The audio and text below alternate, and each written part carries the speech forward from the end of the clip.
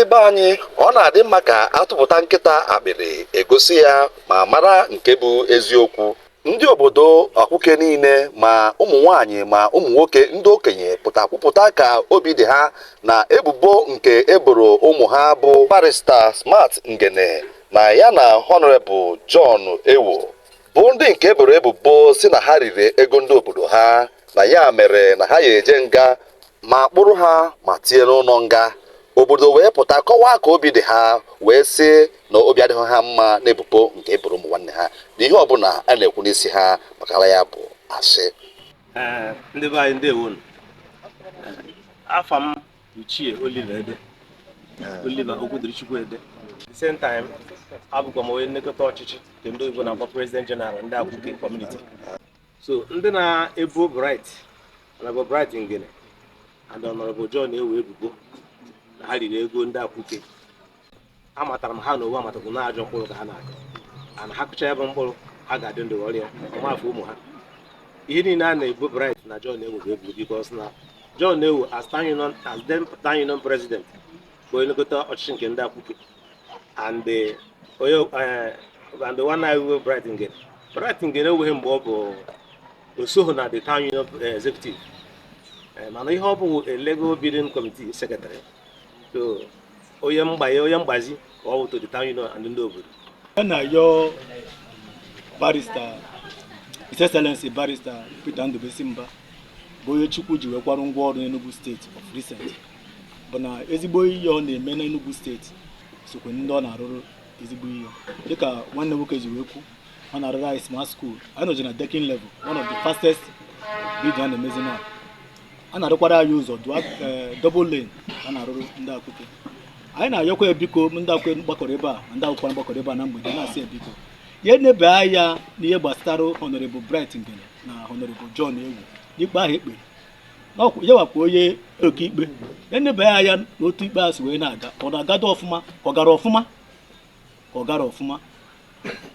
And anyị na-ayọkwu the Attorney General of the state bụkwa the same Commissioner for Justice ya biko na Enugu State dịzi na anya ndị ụwa gbasatara ikpe Bright Ngene na John Ewoh. Na ọ ga-abụ ihe ifere na ọ bụ na emedoro ọfụma to suppose ịdị. Ndị na-ebe a bụ ndị Akwụke na Akwụkwọ ụwa, ndị obodo mụrụ Bright Ngene na Honorable John Ewoh. Ha na-asị na ihe ọ bụ na ebugodere ha na-abụ na okwu asị ka ọ bụ. Afa m bụ Mr. Peter Ekwomchi. Eso m na stakeholder. Anọkwa m oge ya gara akaụntụ. Ahụ m na enweghị ego ha ri.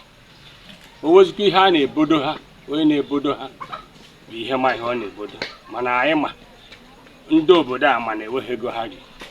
Afa m bụ Charles Ede. N'akwụkwọ a nji dịka onye ode akwụkwọ mgbe afọ. Akwụkwọ a bụ akwụkwọ gosi ka eji wee rụọ ọrụ mgbe afọ, ka esi wee nweta ego, ka esi wee jiri ya rụọ ọrụ.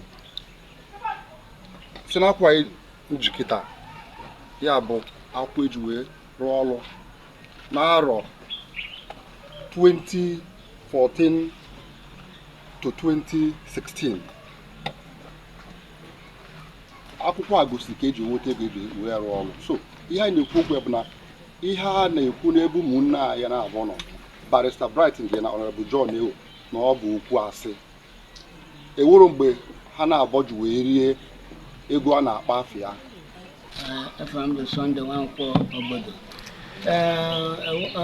N'ọnụ eziokwu ewekwa ego ha ziri, a na-ebokwa ha ebubo na nkịtị na mbụ. Na anyị yọm bụ gọọmenti ka meka ebere ha rịa anyị, ya m ihe kwajikwa anyị. Ndị na-enweghị ihe ha mere abịa kpụrụ ha mgbe ọbụla.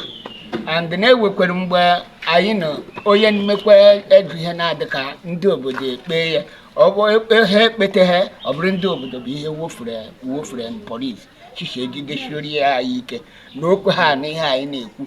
Biko na ihe na-ayọkwa gọọmenti bụ onye isi anyị ya ka ha kara anyị ụmụ eka n'ihe kara anyị na mmiri atachahụ anyị n'ọnụ, ya mmiri ekwa na-egbu.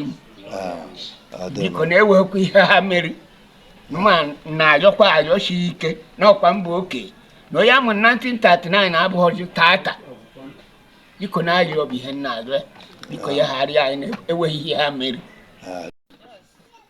ọbashi onye kwuo eziokwu asị kpere ya budo maka na o kwuru eziokwu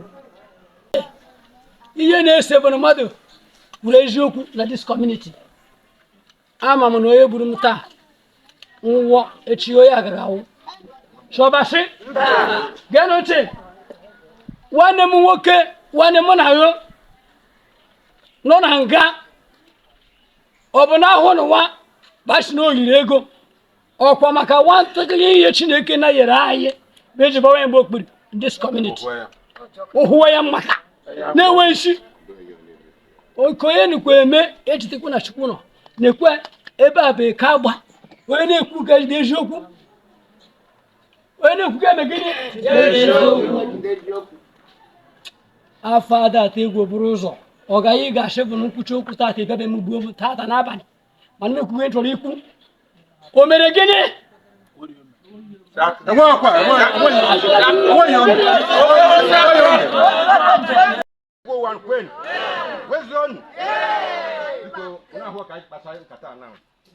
ewere nọ n'ebe nwa na-abụghị ihe kwutere a bụ ihe mere ekwere ka ọ dị anyị na-asụ ebe nwa anyị nọkwa sagharị anyị na-enweghị ihe o mere ọ bụ anyị wee kwesịrị igbu wee na o nwere ihe o mere anyị